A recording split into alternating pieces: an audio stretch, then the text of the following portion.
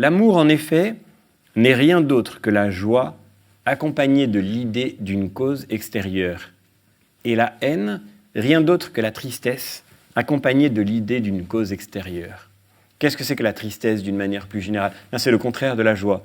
C'est donc le fait de se sentir incapable d'agir, de se sentir incapable de changer, de se sentir incapable d'apprendre, de se sentir incapable de s'améliorer. La tristesse, c'est le fait de se sentir moins vivant, de se sentir moins capable d'interagir avec le monde. Et peut-être y a-t-il dans la tristesse ce sentiment qui nous empêche de vivre pleinement de cette vie qui est en nous et que nous avons reçue. Eh bien, la tristesse accompagnée de l'idée d'une cause extérieure, c'est-à-dire le sentiment que ce qui nous empêche d'agir vient de quelque chose d'autre que nous, c'est la haine. Nous en voulons à celui qui nous empêche de vivre. Nous en voulons à ce qui nous empêche d'agir. Alors qu'à l'inverse, la définition de l'amour, c'est la joie accompagnée de l'idée d'une cause extérieure.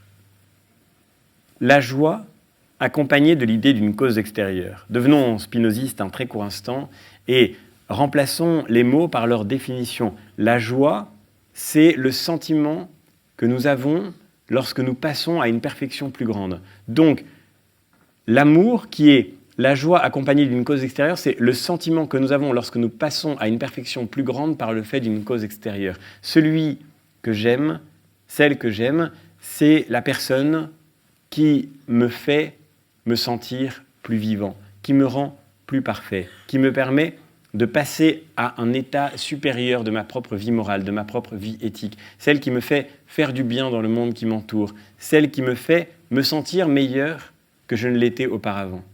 Magnifique définition de l'amour, la joie accompagnée de l'idée d'une cause extérieure.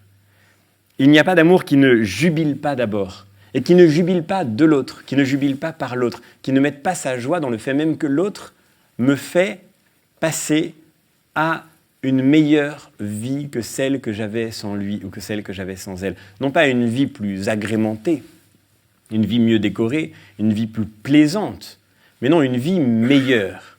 Une vie meilleure au sens de la vie bonne des anciens, de la vie selon la vertu, de la vie qui cherche le bonheur, une vie plus proche du bonheur. Et il y a là, je crois, quelque chose comme, encore une fois, une sagesse de la joie, car cette sagesse de la joie suppose d'accepter, y compris dans l'amour, que je sois d'abord imparfait. Je ne peux vivre cette joie de l'amour que parce que je reconnais que je ne suis pas bienheureux, que je ne suis pas parfait, que je ne suis pas arrivé au terme de la vie morale. Il y a donc une saveur toute humaine de la joie. La joie est transitoire, bien sûr, parce qu'elle accompagne ce passage. C'est le moment d'un passage. La joie est le passage de l'homme, d'une plus petite à une plus grande perfection. Je dis passage. Car la joie n'est pas la perfection elle-même. Si en effet l'homme naissait avec la perfection à laquelle il passe, il la posséderait sans aucun sentiment de joie. Pour le dire autrement, si vous étiez né bienheureux et parfait, vous n'auriez jamais été joyeux. Mais allons même plus loin dans le raisonnement. Si, au moment où vous êtes joyeux parce que vous avez appris quelque chose, si, au moment où vous êtes joyeux, vous pouviez vous dire que ce que vous venez d'apprendre, vous le saviez déjà, si vous l'aviez déjà su, ce que vous venez d'apprendre, vous n'auriez jamais éprouvé cette joie. Donc, le fait d'avoir encore ignoré jusque-là tout ce que vous venez d'apprendre est en fait une occasion inouïe de se réjouir de ce que l'on a pu recevoir parce qu'on ne le connaissait pas. Et c'est là que la joie est effectivement l'un des premiers effets de la philosophie. Vous vous souvenez de la maxime socratique qui préside à la philosophie ? Nous en avons déjà parlé. Tout ce que je sais, c'est que je ne sais rien. Le philosophe commence par reconnaître son ignorance et nous sommes ici parce que nous reconnaissons tous notre ignorance et que nous venons la combler au contact de ces auteurs. Et c'est par là que nous sommes comblés. Quelle chance que nous ayons été si ignorants jusque-là pour que nous puissions jubiler de ce que nous apprenons aujourd'hui. Eh bien, cette jubilation-là, elle suppose de faire de notre propre imperfection, de nos manques, de nos défauts, l'occasion de notre joie. J'étais samedi soir dans un mariage et alors, pendant le dîner du mariage, je me tourne vers ma voisine qui me demande quel est le sujet des soirées de la philo lundi. Et je lui dis « D'où vient la joie ?»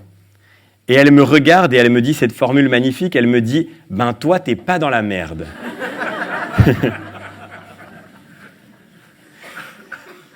Et alors, on a commencé à converser et du coup, petit à petit, de façon dialectique, nous nous posons des questions et je me pose avec elle la question, peut-on être joyeux sans être heureux ? Peut-on être joyeux sans être heureux?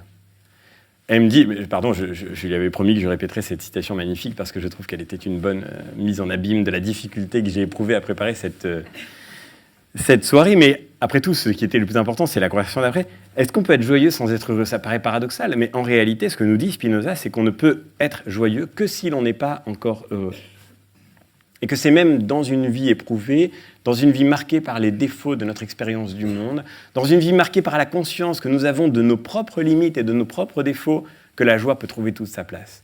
Celui qui croit tout savoir, celui qui croit tout connaître, celui qui croit tout posséder et tout maîtriser, celui-là ne connaîtra pas la joie. Au fond, il faut d'abord se reconnaître infiniment déficient, défectueux, manquant de tout et de tous pour pouvoir vivre une vraie joie. Et peut-être dans l'attitude de celui qu'on dirait communément blasé, il y a une incapacité, une forme d'hermétisme à la joie, qui est précisément ce que la philosophie tente de combattre en nous. Pourquoi le premier effet de la philosophie est-il pour Spinoza cette summa laetitia? Parce que la philosophie nous pousse à reconnaître d'abord notre ignorance, elle nous pousse à constater combien est long le chemin qui nous sépare encore du bonheur, et c'est par là qu'elle peut nous permettre de découvrir l'expérience la plus parfaite de la joie.